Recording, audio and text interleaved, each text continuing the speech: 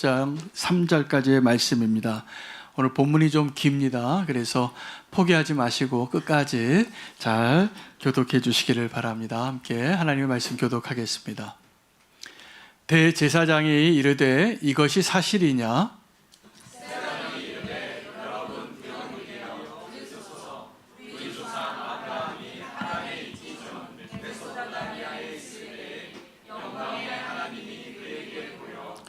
이르시되 내 고향과 친척을 떠나 내가 네게 보일 땅으로 가라 하시니 아브라함이 갈대아 사람의 땅을 떠나 하란에 거하다가 그의 아버지가 죽음에 하나님이 그를 거기서 너희 지금 사는 이 땅으로 옮기셨느니라.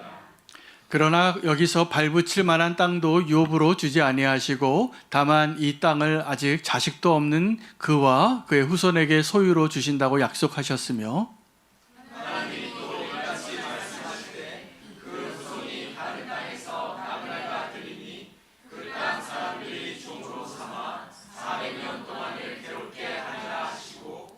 또 이르시되 종 삼는 나라를 내가 심판하리니 그 후에 그들이 나와서 이곳에서 나를 섬기리라 하시고 할례의 언약을 아브라함에게 주셨더니 그가 이삭을 낳아 8년 만에 할례를 행하고 이삭이 야곱을 야곱이 우리 12조상을 낳으니라. 여러 조상이 요셉을 시기하여 애굽에 팔았더니 하나님이 그와 함께 계셔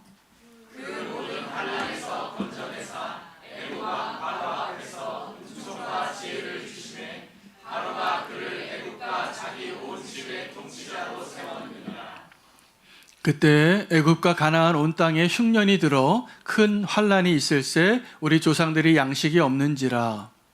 야곱이 애굽에 곡식이 있다는 말을 듣고 먼저 우리 조상들을 보내고 또 제차 보냄에 요셉이 자기 형제들에게 알려지게 되고 또 요셉의 친족이 바로에게 드러나게 되니라. 요셉이 사람을 보내어 그의 아버지 야곱과 온 친족 75사람을 청하였더니 야곱이 애굽으로 내려가 자기와 우리 조상들이 거기서 죽고 세겜으로 옮겨져 아브라함이 세겜 하물의 자손에게서 은으로 값주고 산 무덤에 장사되니라. 하나님이 아브라함에게 약속하신 때가 가까움에 이스라엘 백성이 애굽에서 번성하여 많아졌더니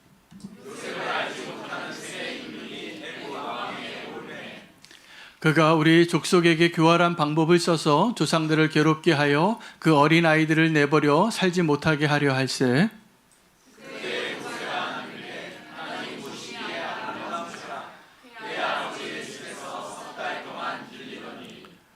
버려진 후에 바로의 딸이 그를 데려다가 자기 아들로 기름해 모세가 애굽 사람의 모든 지혜를 배워 그의 말과 하는 일들을 기억하더라. 나이가 40이 되매 그 형제 이스라엘 자손을 돌볼 생각이 나더니 한 사람이 원통한 일 마음을 보고 보호하여 자제반자를 위하여 원수를 갚아 애굽 사람을 쳐 죽이니라. 그는 그의 형제들이 하나님께서 자기의 손을 통하여 구원해 주시는 것을 깨달으리라고 생각하였으나 그들이 깨닫지 못하였더라. 이튿날 이스라엘 사람들이 싸울 때에 모세가 와서 화해시키려 하여 이르되 너희는 형제인데 어찌 서로 해치느냐 하니 그 동물을 해치는 사람이 모세를 밀어뜨려 이르되 누가 너를 관리와 재판장으로 우리 위에 세웠느냐?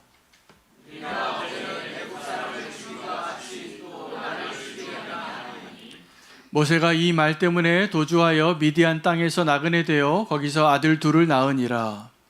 40년이 전에 천사가 신의 산 밤이나 가시 나온 널리 불꽃 가운데서 그에게 보이거늘 모세가 그 광경을 보고 놀랍게 여겨 알아보려고 가까이 가니 주의 소리가 있어 나는 내 조상의 하나님 즉 아브라함과 이삭과 야곱의 하나님이라 하시는데 모세가 무서워 감히 바라보지 못하더라. 주께서 이르시되 내 발의 신을 벗으라 내가 서 있는 곳은 거룩한 땅이니라. 내 백성이 애굽에서 괴로움을 받음을 내가 확실히 보고 그 단식하는 소리를 듣고 그들을 구원하려고 내려왔노니 이제 내가 너를 애굽으로 보내리라 하시니라. 그들의 말이 누가 너를 관리와 재판장으로 세웠느냐 하며 거절하던 그 모세를 하나님은 가시나무 떨기 가운데서 보이던 천사의 손으로 관리와 속량하는 자로서 보내셨으니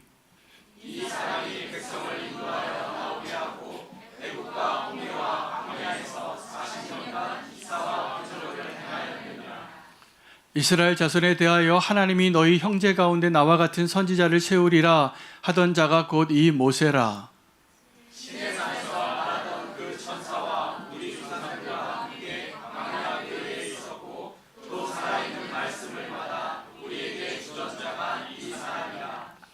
우리 조상들이 모세에게 복종하지 아니하고자 하여 거절하며 그 마음이 도리어 애굽으로 향하여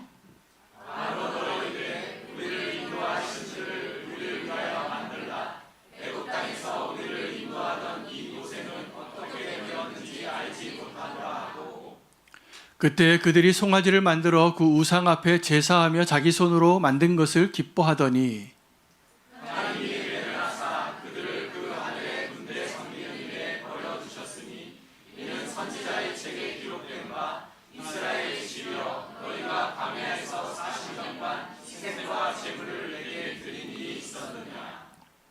몰록의 장막과 신 레판의 별을 받들어 쓰며 이것은 너희가 잘하고자 하여 만든 형상이로다. 절하고자 하여 만든 형상이로다. 내가 너희를 바벨론 밖으로 옮기리라 함과 같으니라.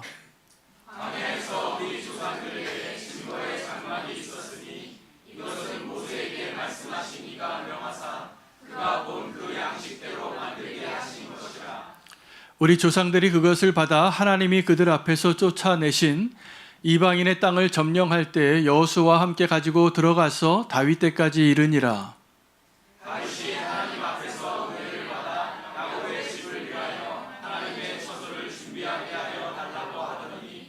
솔로몬이 그를 위하여 집을 지었느니라.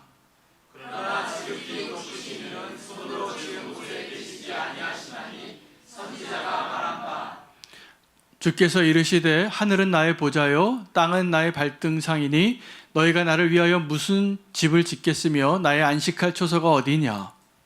이 모든 것이 다 내 손으로 지은 것이 아니냐 함과 같으니라. 목이 곧고 마음과 귀에 할례를 받지 못한 사람들아 너희도 너희 조상과 같이 항상 성령을 거스리는도다.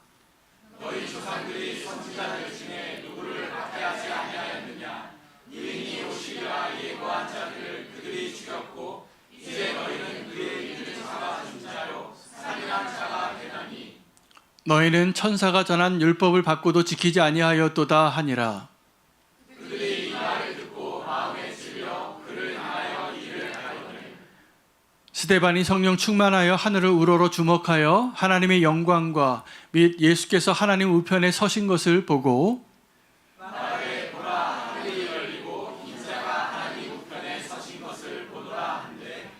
그들이 큰 소리를 지르며 귀를 막고 일제히 그에게 달려들어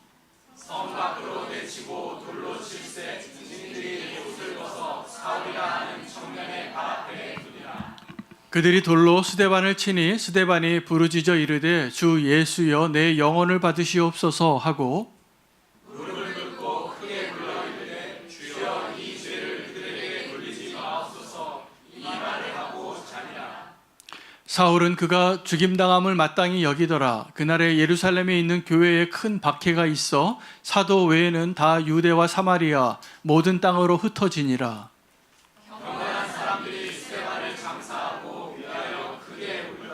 함께 읽겠습니다. 사울이 교회를 잔멸할세 각 집에 들어가 남녀를 끌어다가 옥에 넘기니라. 아멘. 하나님의 말씀입니다. 여러분 수고하셨습니다. 제가 설교하면서 준비한 본문 중에 오늘이 제일 긴 것 같아요. 근데 이 본문을 함께 전국에 있는 목사님들이 함께 이 사도행전을 함께 설교하기 때문에 제가 오늘 설교 본문을 좀 요약하고 싶은 마음이 있었지만 함께 다 같이 그 본문을 읽었습니다. 여러분 이 설교가 긴 것 같지만 사실은 스데반은 역사에 남을 위대한 설교를 남겨주었습니다. 그래서 오늘 그 설교를 통하여서 스데반이 설교할 때 있었던 그 일이 오늘 저와 여러분 가운데 일어나기를 원합니다. 여러분, 이 스데반의 설교가 위대한 설교인데요. 그 위대한 설교를 왜 우리가 위대한 설교라고 말하냐 하면, 오늘 스데반이 요약한 이스라엘의 역사는 구약 개론입니다.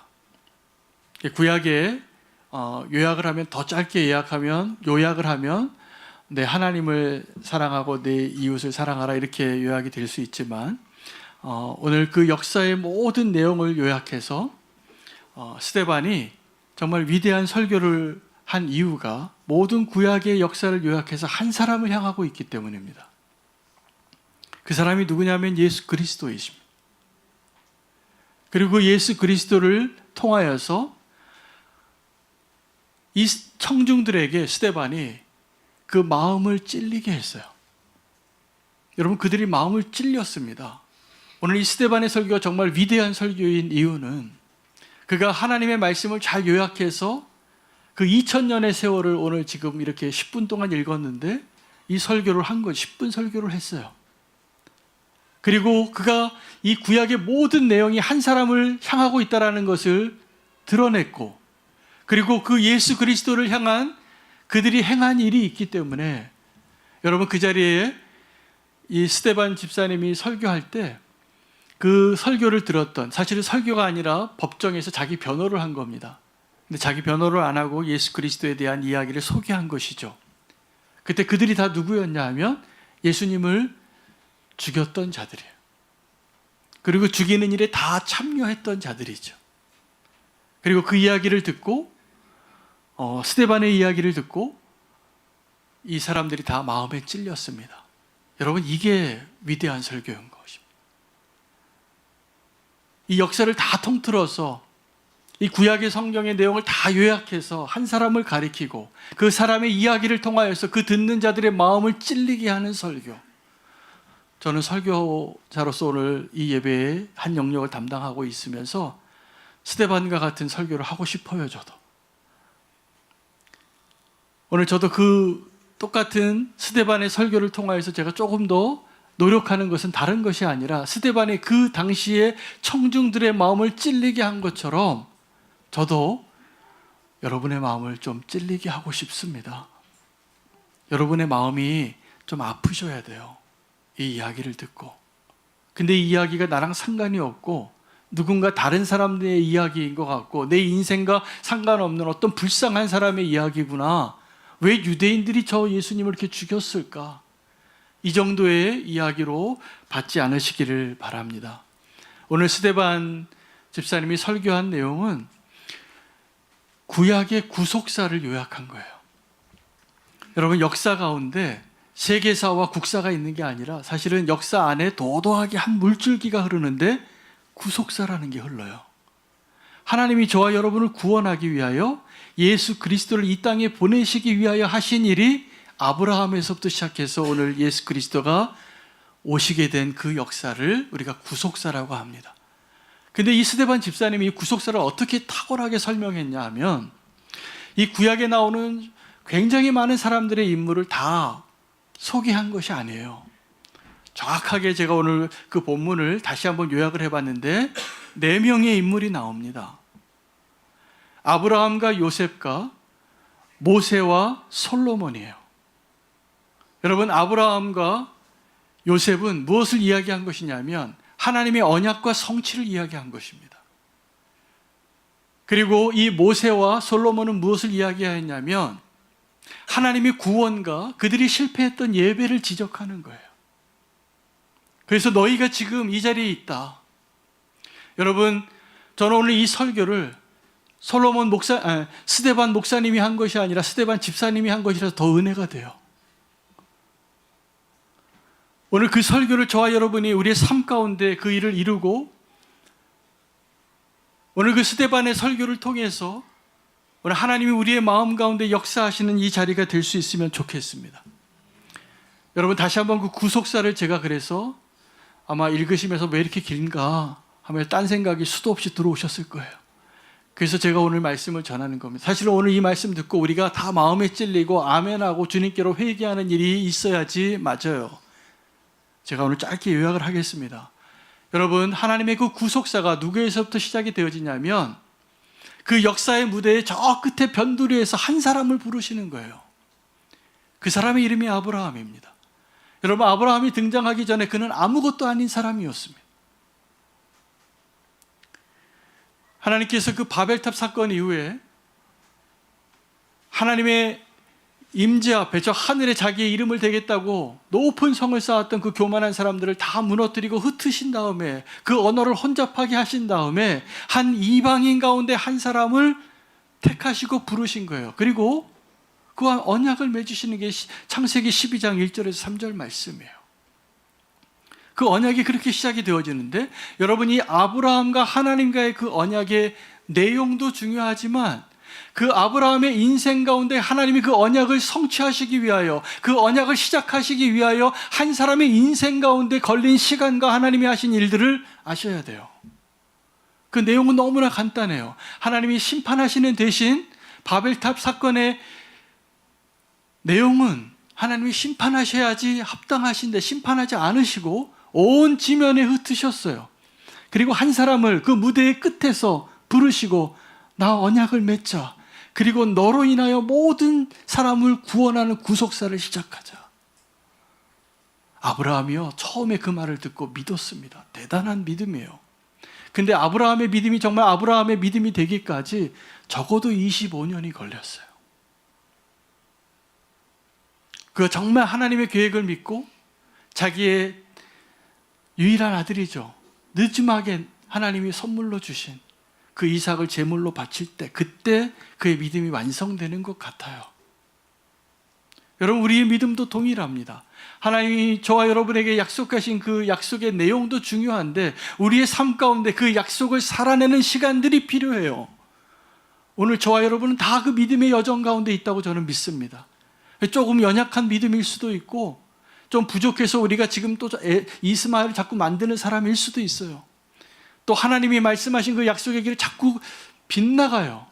그래도 하나님이세요. 그 하나님이 그 언약을 성취해가고 계시기 때문에 그 구속사가 시작이 되어질 때 아브라함에게 약속하신 것을 이제 여러분, 창세기 그 족장들의 역사 가운데 마지막 족장이 누구죠? 요셉입니다. 이 요셉이 아브라함에게 하신 그 약속을 첫 번째 성취하는 역할로 그의 인생을 살아요. 그의 집안에 형들이 많았는데 형들이 그가 꿈꾸는 것 때문에 그를 시기하고 죽이고 싶어 했습니다. 그래서 죽이지 못하고 애굽으로 팔죠. 그 구덩이에 빠져서 형들에게 형들 왜 그러는 거냐고 그렇게 부르짖을 때 그들이 외면해요. 그리고 냉철한 그 형들이 그 꿈꾸는 아이 막내를 애굽에 팝니다. 그리고 애굽에서 그가 어떻게 살았습니까? 그의 삶은 점점 더 나락으로 떨어지는 것 같지만 천만에요, 하나님이 그와 함께 하셔서 그는 형통한 삶을 산 겁니다. 그의 인생의 대반전이 일어나는 것이 맨 밑바닥에서 감옥에서 하나님이 자기를 잊었을까 봐 그 술 맡은 관원에게 나를 좀 기억해달라고 간절히 애절하게 부탁하지만 하나님이 그를 잊지 않으세요. 왜요? 아브라함의 후손이기 때문에요. 그 아브라함과 맺은 그 언약을 그 요셉이, 그 꿈꾸는 자가 그 요셉의 인생을 요약하면 하나님이 약속하신 것을 성취하신다예요. 그래서 그때 당시에 다 식량이 없어서 기근 가운데 죽어갈 때 그 요셉 때문에 애굽이 구원하는 일을 이 요셉을 통해서 이루시는 거예요.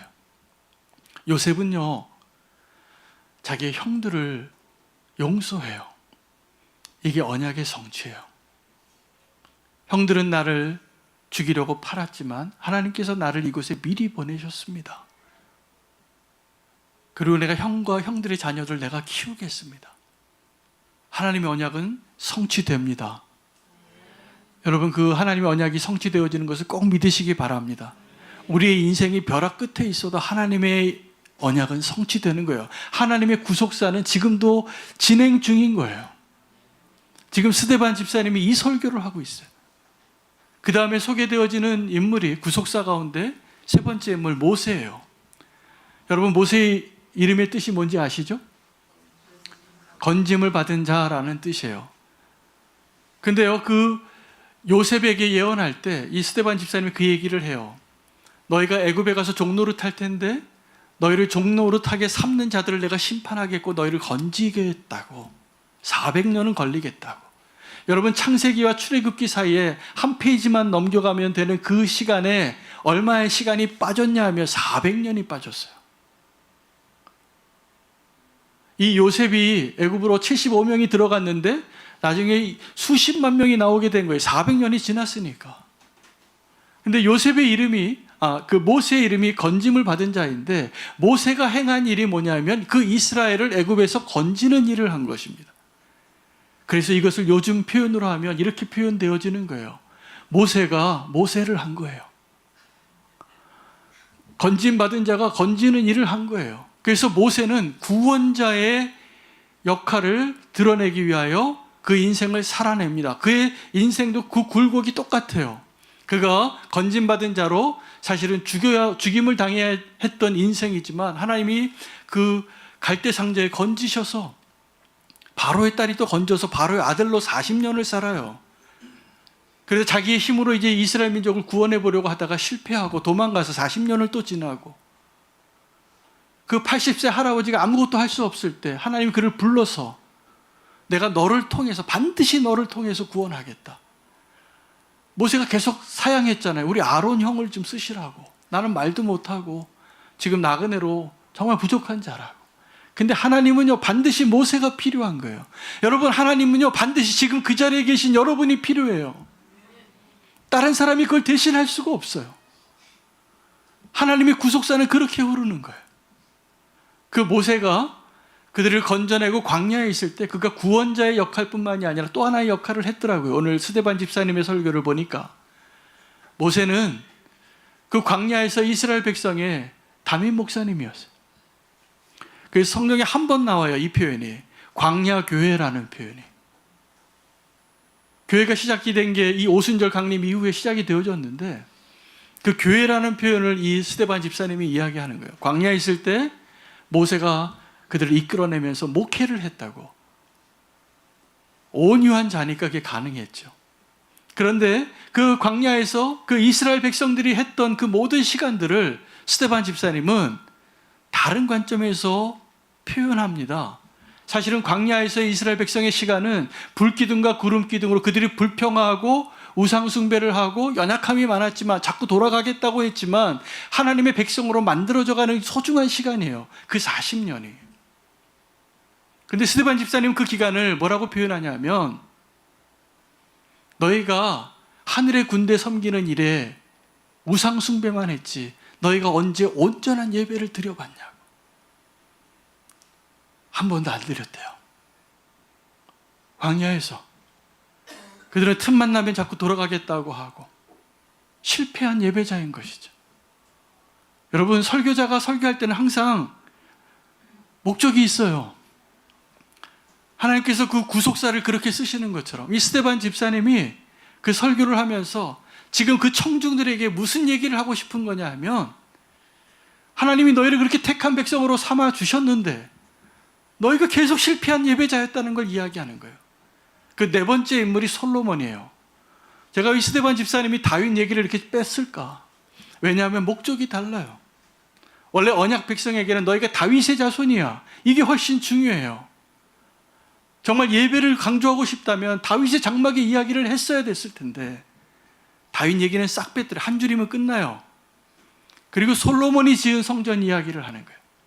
하나님이 솔로몬을 축복해 주셔서 솔로몬이 그 성전을 완성했는데 솔로몬이 그 성전을 완성하고 깨달은 것이, 아, 그렇구나, 하나님은 사람의 손으로 지은 건물에 계시는 분이 아니구나를 깨달아요. 그리고 이렇게 표현합니다. 너희가 성령을 거스르는 일을 중단한 적이 없다고. 그리고 지금 그 회중들에게 어떤 결과가 나오게 되냐 하면 마음이 찔려요. 그 마음이 찔리면 어떻게 해야 됩니까, 여러분? 이런 명설교를 듣고 마음이 찔리면 어떻게 해야 돼요? 회개해야 되잖아요. 그런데 이런 명설교를 들으면 회개하는 사람이 되거나 귀를 막고 달려들고 돌을 던지는 사람이 될 겁니다. 여러분, 하나님께서 이 예배 자리에서도요, 동일한 일을 하시는 거 아세요?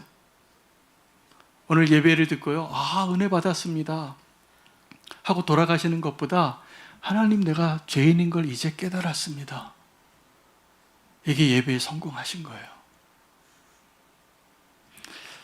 제가 지난주에 우리 교회 교도소 사역이 있거든요. 그래서 청송교도소를 우리 장로님 두 분과 함께 하루를 다 들여서 그 15분, 30분 만나려고 갔어요. 그래서 참 격려도 하고 저희도 참 은혜 받는 시간이 되고, 그 교도소 안에 있는 살인범이었던 그 형제가 예수님 믿고 선교사가 되겠대요. 너무나 귀하지 않습니까?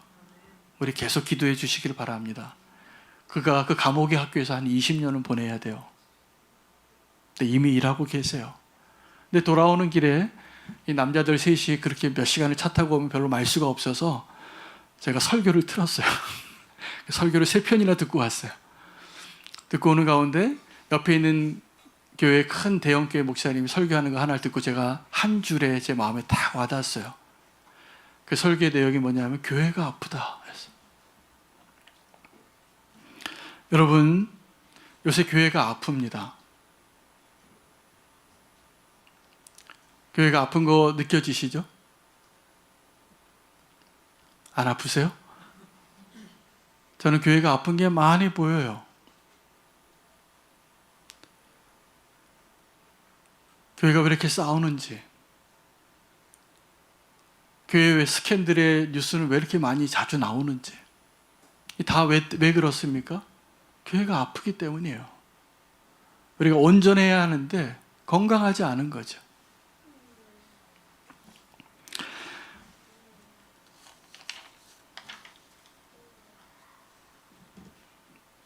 우리 교회에서 아픈 성도님들이 참 많아서 우리가 그 중보 기도를 할 때 저희 한몸 기도회를 하잖아요. 한몸 기도회를 하면 가장 많은 기도의 제목의 분량이 뭐냐면 환우를 위한 기도의 제목이에요. 여러분, 우리 교회 기도 제목 가운데 환우 기도 제목이 왜 이렇게 많을까요? 하나님 응답을 많이 해주셨기 때문이에요. 실제로 그 환우를 위한 기도의 제목에 응답이 잘 됩니다. 저희가 지금 짧은 기간에 저희 교회가 이렇게 걸어왔는데 응답을 정말 많이 해주셨어요. 지금도 일하고 계시다고 믿어요. 여러분, 그런데 우리가 하나님의 오늘 이 스데반 집사님이 설교를 끝내고 이 청중이 어땠냐면 다 아팠어요. 마음이 찔림을 받았으니까 얼마나 아픕니까? 여러분, 어떤 사람이 말할 때 이렇게 마음을 찌르는 말 잘하시는 분들 계시잖아요. 이게 탁월한 은사인데 아주 콕콕 잘 찌르시는 분이 계세요. 근데 마음이 아파요. 근데 이 스데반 집사님이 이 설교를 통해서 지금 그 청중들의 마음을 찔른 거예요. 아프게 한 거예요. 그럼 그 아픔이 유익해요. 여러분, 아픔이 유익합니다. 그때 우리가 근데 반응을 잘해야 돼요. 아플 때. 우리는 그 아플 때 그 아픔을 별로 느끼지 않는 게 우리의 아픔인 거 아세요?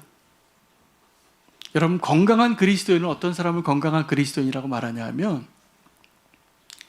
삭개오 같은 사람이 건강한 그리스도인이에요.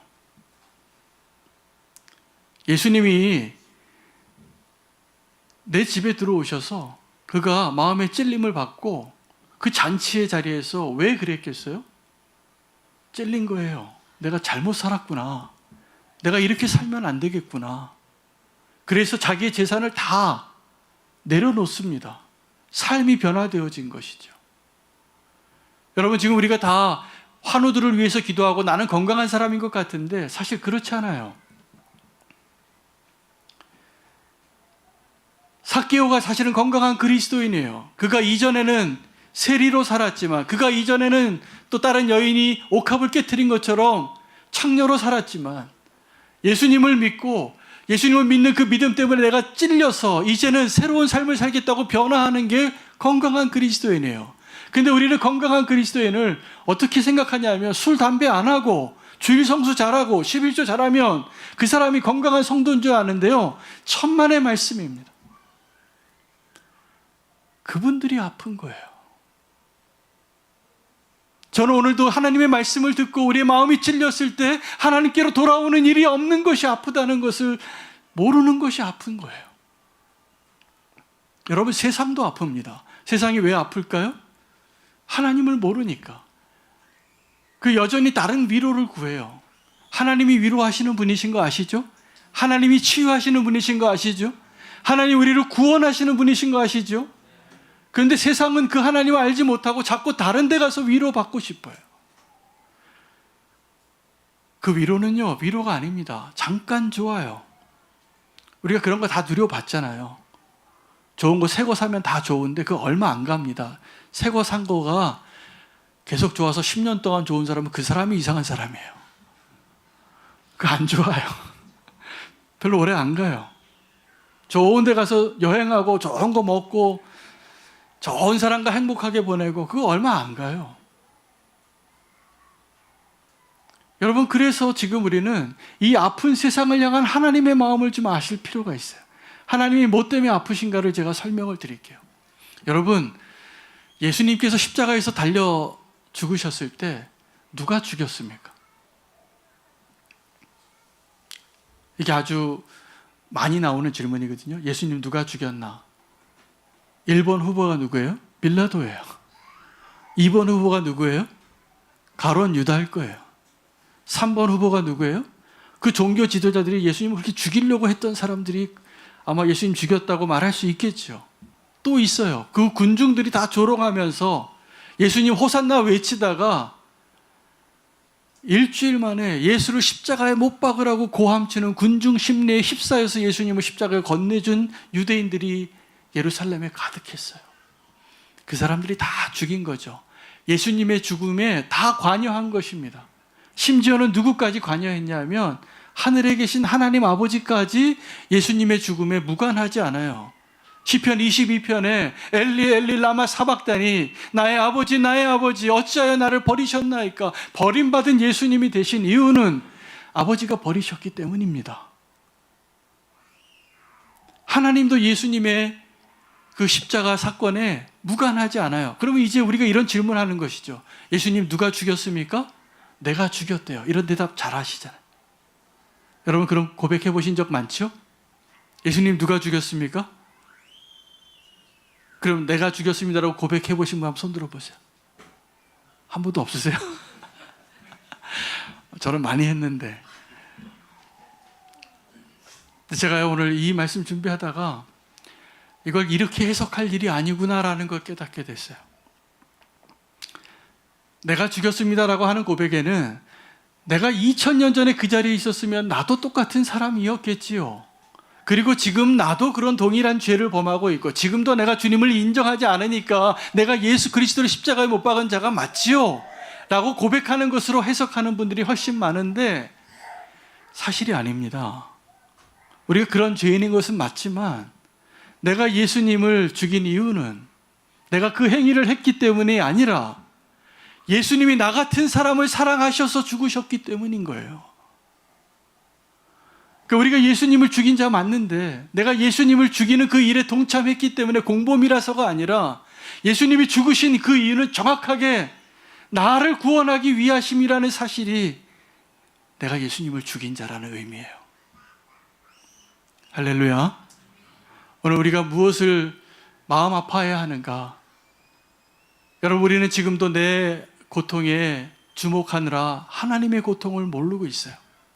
제가 어제 우리 나일주 권사님이 건강이 많이 좋아지셨더라고요. 그 어싱을 해서 좋아졌대요. 그래서 같이 맨발 벗고 산을 같이 올랐습니다. 오래전에 약속했는데 드디어 이제 약속을 실천했어요. 처음 해봤거든요. 맨발로 산을 옮기는 게. 그래서 고온 진흙이 있을 때 걸어는 봤는데 산을 맨발로 걸어보니까 발이 엄청 아프더라고요.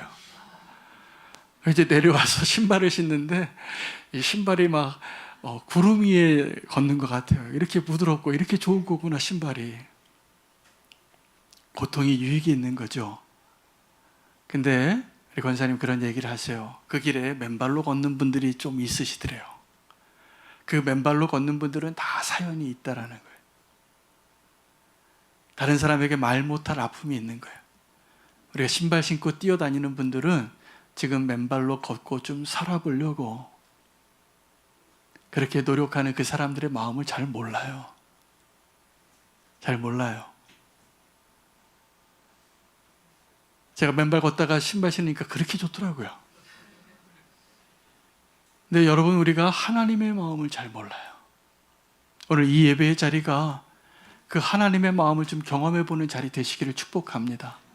우리는 지금도 내가 아프다고 그 아픔 때문에 하나님 앞에 달려왔을지라도 사실은 우리를 바라보시는 그 하나님의 마음이 우리를 아프게 해야지 정상이에요. 그게 하나님을 아는 거예요. 그게 우리가 오늘 주님의 이름을 부르는 이유가 되어야 돼요. 하나님이 저와 여러분을 사랑하시는데요. 어떻게 사랑하셨냐면 우리가 별로 사랑스럽지 않을 때 우리를 사랑하신 것을 아셔야 됩니다. 그렇게 주님이 우리를 사랑하셨습니다. 오늘 그 하나님을 찬양하며 결단하겠습니다.